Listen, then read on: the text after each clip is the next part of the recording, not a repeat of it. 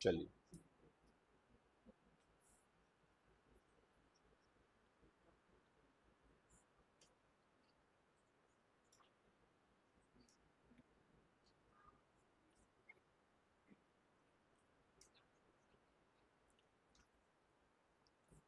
today we are going to discuss international topic, that is G20, International Current Organization, right? And hello, I welcome to all of you on this platform who are joining online. Myself, Dr. Kumar Mehak, and now this is new series. It is International Current Organization. तो आप देख पा रहे हैं कि हम लोग अब एक नया सेगमेंट स्टार्ट कर रहे हैं, और सेगमेंट क्या है? इस पेन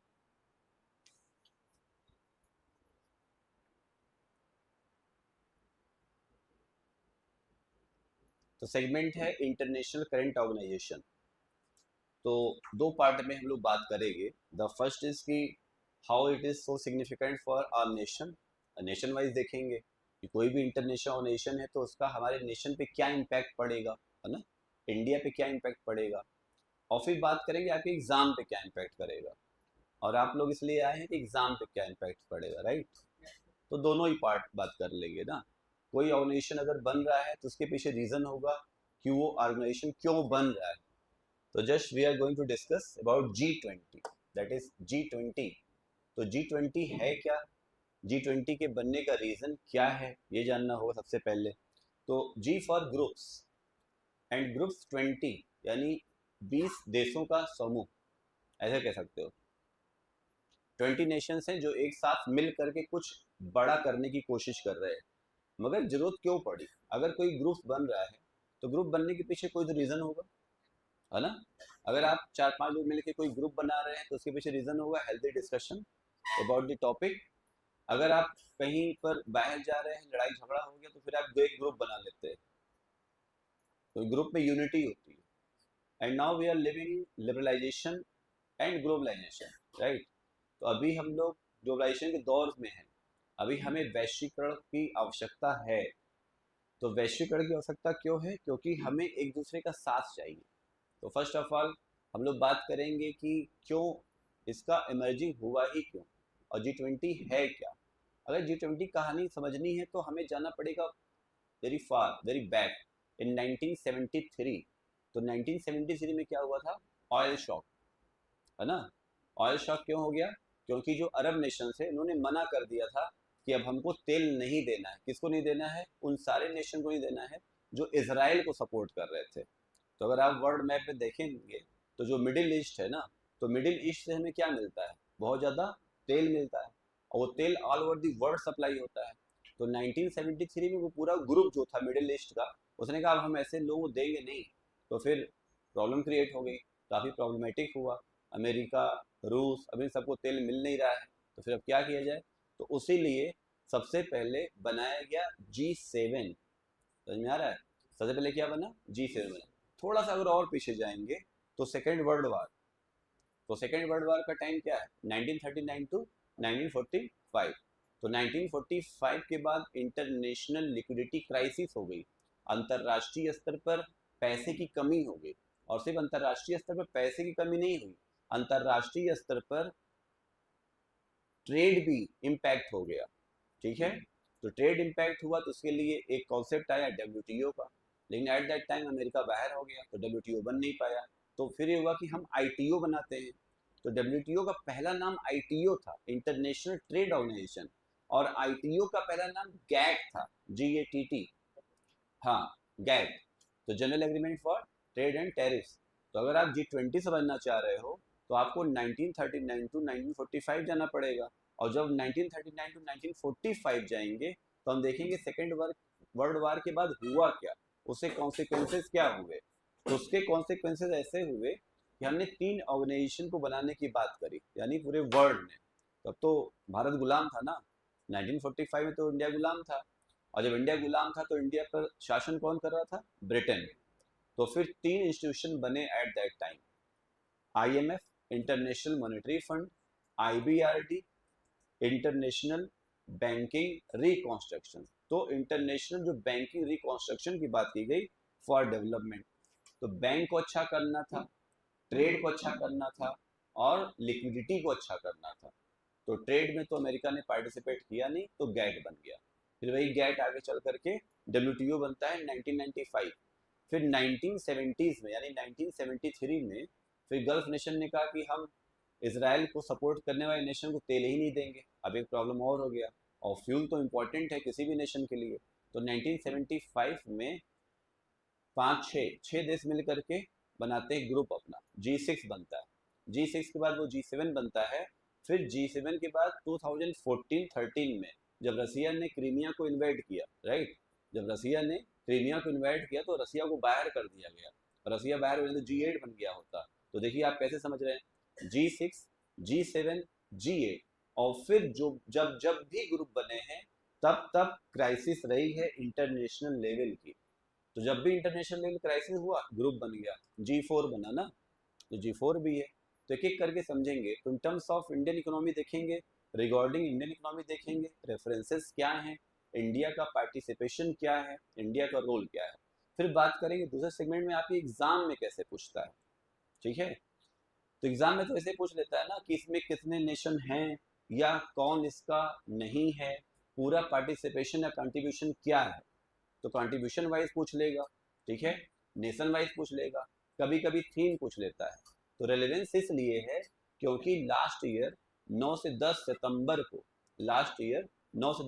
को इंडिया में इसका सबमिट हुआ और बहुत हाइप किया गया। आपने देखा होगा जहाँ जहाँ G20 का लोगो लगा दिया, कहीं कहीं पर जो सरकारी पोस्ट होते हैं उस पर G20 का हाइप हुआ। तो मीडिया ने एक्चुअली इसको हाइप किया, क्योंकि वर्ड होता है ट्रेकिया, यानी यहाँ पर हर नेशन को मिलेगा होस्ट करने का, सबको चांस मिलता है। तो प्रधानमंत्री मोदी ने आकर के चलो बहुत बढ़िया बात है, बहुत बड़ी बात है कि इंडिया को होस्ट करने का मौका मिला, इंडिया में सबमिट हो रहा है। प्रधानमंत्री मोदी नहीं कहते तो भी इंडिया में सबमिट होता ही होता। सबसे पहले ये समझिए कि मोदी की वजह से सबमिट नहीं हुआ था। सबमिट का अपना रोटेशन पॉलिसी है, this is part of rotation. तो 20 नेशंस है ना, 19 नेशन है, 1 यूरोपियन नेशन। तो EU को शामिल किया गया है, 19+1 है। अगर G20 की बात करें तो क्या है, 19+1 है। तो आपसे देखिए एग्जाम में पूछेगा कि इसमें फॉलोइंग नेशन में से कौन कौन नहीं है। तो यूरोपियन नेशन को पूरा एक नेशन मान लिया गया है। क्यों? क्योंकि हमने ऑल ओवर दी वर्ल्ड से अलग अलग ग्रुप्स बनाए हैं, ग्रुप 1, ग्रुप 2, ग्रुप 3, ग्रुप 4, इस तरीके से है।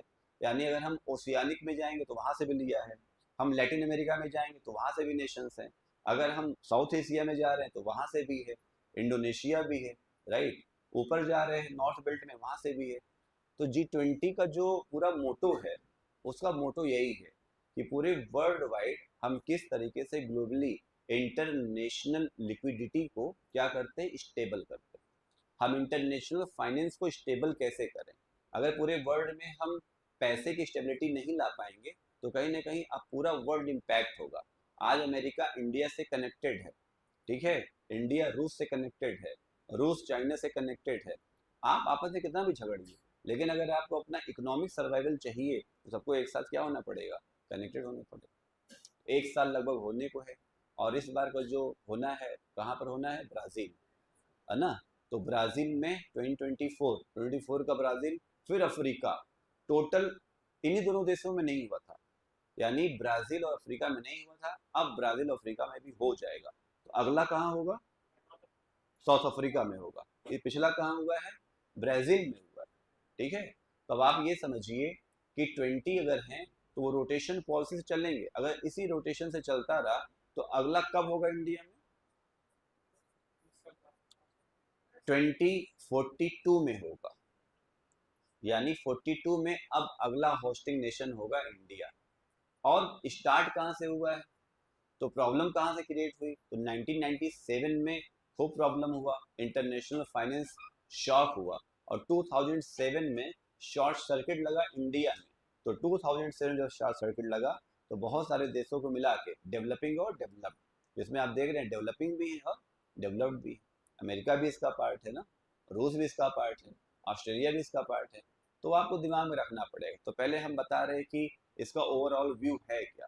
तो आप ओवरऑल ये समझ लीजिए कि सेकेंड वर्ल्ड वॉर के बाद काही एक ये भी इंस्टीट्यूशन है एक्चुअली इमर्ज हुआ कहाँ से है, G7 से ही इमर्ज हुआ है।